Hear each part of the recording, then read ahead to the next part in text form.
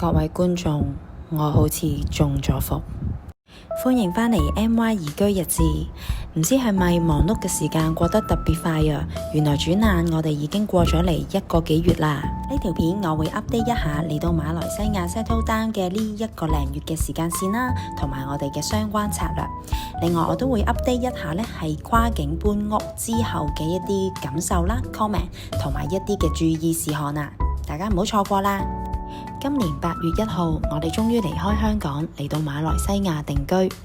我哋選擇喺呢個時間飛過嚟嘅原因係因為小朋友喺8月尾嘅時間呢係會開學嘅，咁我哋係需要呢大約1個月嘅時間先嚟到呢一邊去處理咗一啲生活上邊啦、住屋啦或者係各方面嘅嘢嘅。我哋帶住2大2細嘅篋啦，跟住加埋我自己嘅妹妹咧，係一齊嚟咗幫手咧，係去 settle down 啦。佢亦都當自己係去旅行 chill 下嘅。咁所以咧喺8月2號嘅凌晨咧，我哋就正式到埗啦。第一樣要解決嘅問題就係住。咁我哋選擇咧喺8月1號至到31號咧暫住朋友嘅地方，咁我哋就唔需要咁急咧係去揾地方住啦，亦都唔需要太倉促咧網上睇樓咧就決定啦係租嗰個嘅地方嘅。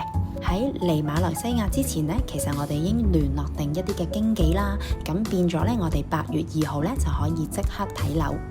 咁嗰一日咧，其實睇咗好多嘅盤啦，已經有一定嘅心水嘅。咁最終咧，我哋喺8月6號咧就 confirm 咧會係租其中嘅一間。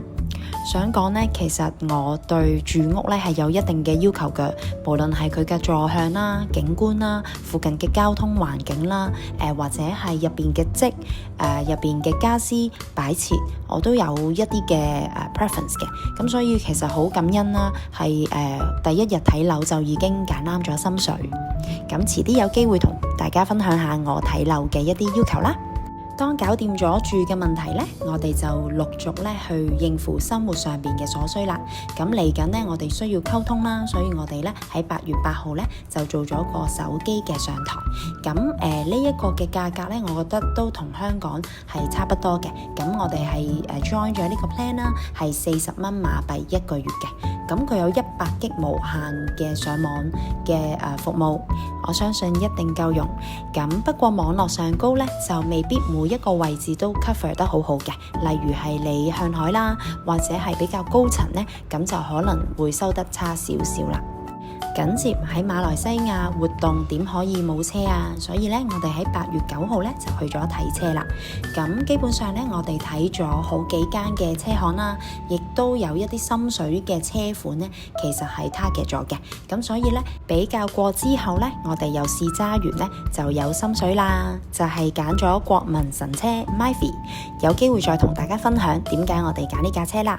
咁我哋喺8月11號買車，8月30號新車就到咗啦。咁之後咧就要諗咯，屋企居住嘅話咧，一定要有水啦。咁呢一度咧原來都幾興啦，係去買水機嘅，就唔係好似我哋香港啦，係自己煲水啊咁樣咯。喺比較過一輪之後，我哋喺8月15號去決定買水機，8月21號就正式喺屋企裝到啦。有冇人同我哋用緊同一款水機啊？喺下面留言啦。我哋覺得咧，水機嘅最大嘅用處係我哋都希望健康啲啦，因為我哋都唔係好清楚呢邊嘅水質，咁所以就我哋飲都會飲得放心啲，仲加埋有小朋友啊嘛。作為一個現代人，屋企點能夠冇穩定嘅 WiFi 啊？所以喺嗰段時間咧，我哋都做咗網上嘅資料搜集啦，亦都問咗咧係住喺大馬朋友嘅意見。咁最終咧，我哋就喺8月19號咧就成功裝咗呢個家居寬頻啦。8月20號正式入宅啦！有請新一代舞王。去到8月22號就係小朋友學校嘅迎新，亦都係要幫佢添置咧係書簿啊、校服啊同埋其他嘅物資。去到8月25號，佢正式返學啦，即係話我哋終於有 me time 啦。咁啱咧喺呢個時間，8月23號到29號咧，我家姐嘅一家咧就嚟到馬來西亞啦，係去玩啦同埋探我哋。咁所以咧呢個時間咧係非常之 match 噶。去到9月13號，最後一擊啦，就係我哋嘅跨境嘅家當 shipping 咧，係終於到貨去到我哋屋企啊！咁我哋嘅 settle down 嘅工作，所有嘅 to do list 咧，應該就完成啦。講到跨境 shipping， 深水清嘅觀眾可能已經計到啦。7月28號運走咗，去到9月13號先至到，歷時係48日喎，同當初講話嘅最快2星期嘅說法有出入。究竟中間係咩原因？係咪公司呃人？定啲嚟，等我慢慢逐一同大家解釋啦。首先，其實咧係我哋要求先寄存喺香港嘅原因係因為咧我哋一直都未 confirm 得到咧嚟緊真正會租嘅地方喺邊度啦，所以直至我哋咧係8月15號 confirm 咗租樓咧，我哋先要求咧係公司咧係出境嘅。咁8月15號2個星期 ，suppose 應該係9月頭會到噶嘛，係咪？咁點解最終係變成9月13號呢？因為我哋計漏咗一樣嘢呢，嗰樣嘢叫清關，所以看似係遲咗，但其實係同佢公司嘅承諾呢係吻合嘅，就係2個星期到1個月。所以即將跨境搬屋嘅朋友，記住預多啲清關嘅時間啦。我哋呢一轉跨境搬屋呢係揾咗 HKRC 嘅，咁佢嘅玩法呢就係一個價錢啦，包括咗一個嘅體積，咁入邊嘅用嘅箱呢，你就可以自己 mix and match 啦。咁我哋就揀咗30個中箱嘅。至於文件費、清關費同埋保險呢，就要另外計算啦。呢轉嘅搬屋體驗呢，我會話係好理想同埋好舒適嘅。咁原因係第一，佢嘅包裝呢，的確係好穩妥啦，全部呢係非常完整啦，冇穿冇爛。咁第二呢，就係佢真係呢能夠做得到呢係 door to door 嘅，中間呢，我哋係完全唔需要啦，係參與任何搬運嘅嘢啦，就好舒適呢，係可以點到點送到你屋企啦。如果即將嚟馬來西亞而又想揾跨境搬屋嘅朋友，呢間我真心推介。其實家當到貨嗰日呢，我哋都有好深嘅感受嘅，就係我哋知道咧呢度做搬運員一定係辛苦啦，體力勞動啦。咁但係呢，喺佢哋身上面呢，我哋會覺得佢係好敬業啦，好正面啦，同埋係笑容滿面嘅。起碼我見到嘅應該唔係扮嘅笑容啦。佢哋係好專業啦，同埋好有耐性。咁好重嘅嘢呢，佢哋都係會小心輕放嘅。其中仲有一個小岔子啊，就係呢，其實嗰一日佢哋嚟嘅時間呢，係遇到交通意外啦、大塞車啦，令到呢佢哋係遲咗都好多嚟嘅。咁佢哋係會覺得好唔好意思啦。咁亦都冇將佢哋一啲嘅困難或者佢哋嘅情緒呢係帶俾顧客嘅。所以我係好真心地覺得呢一個嘅服務態度呢係好好嘅。不得不提嘅係呢一間係香港公司，咁所以咧喺溝通嘅時候咧，其實係方便好多嘅。因為我哋曾經咧都嘗試聯絡過其他嘅跨境搬運公司啦，咁但係發現咧，淨係同對方係去溝通啦，對接嘅時候咧，其實係都有一個好大嘅困難，主要喺語言方面啦，同埋佢哋用嘅嗰啲 terms 啦，佢哋嘅用語啦，其實唔係咁容易可以明白得到咯。睇到嚟呢度，即將移居馬來西亞嘅朋友，係咪覺得好正呢？講多個好消息俾大家聽啦，就係 Tone Life 成功幫我哋嘅觀眾爭取到一個優惠啊！只要你係 Tone Life 嘅觀眾，而你將會由香港移民搬運去到馬來西亞，憑住熒幕上面嘅 promotion code，香港移民快運中心將會提供一個優惠俾你。就係你可以喺香港同埋馬來西亞兩地免費全倉嘅服務係有2星期嘅，然後你仲會有500蚊嘅折扣優惠啊！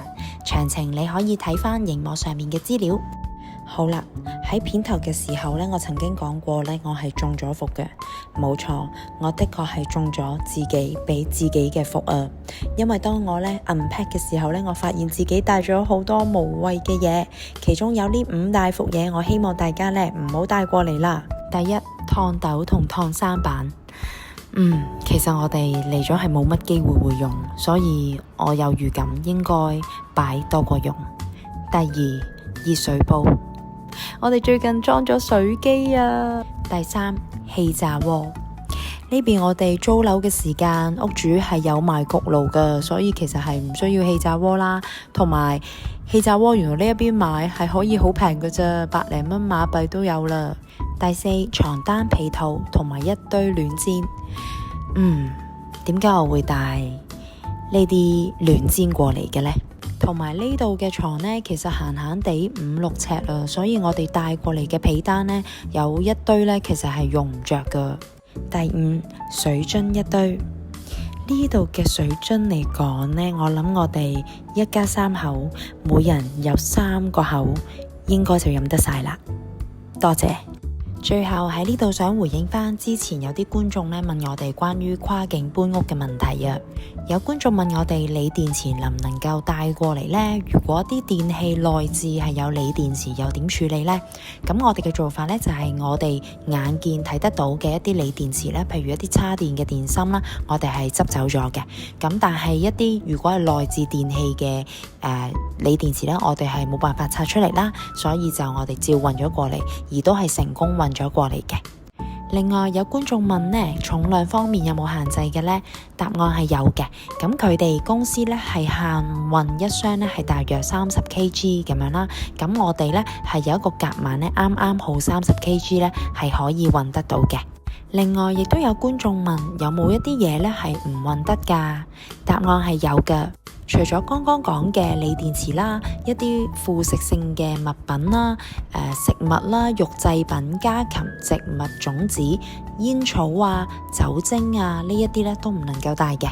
仲有唔好忘記各類氣體嘅密封裝置都係唔帶得㗎，所以我哋冇帶一啲嘅壓縮嘅噴霧過去嘅。今日呢條片差唔多去到呢度，咁我好希望呢係透過我哋嘅分享啦，將我哋親身嘅體驗呢係同大家 share 啦。咁唔知道會唔會係最適合你自己嘅？咁但係 at least 我哋做過嘅一啲資料搜集，咁起碼大家可以慳翻啲時間啦，同埋心機係去做嗰個嘅 research 啦。咁同埋就係我哋都係過來人，都知道其實要經歷呢一段移居嘅過程呢，其實係唔容易嘅，所以如果大家有啲咩問題啊，係關於呢個 MMEH 啦，或者係移居啦，或者喺呢一度 settle down 各樣嘅問題呢，你都可以聯絡我，咁我希望我盡量都答得到大家嘅一啲疑問啦。咁今日條片去到呢一度，如果各位喜歡我嘅 channel， 記得 like、share 同埋 subscribe 我啦。下條片再見，拜拜。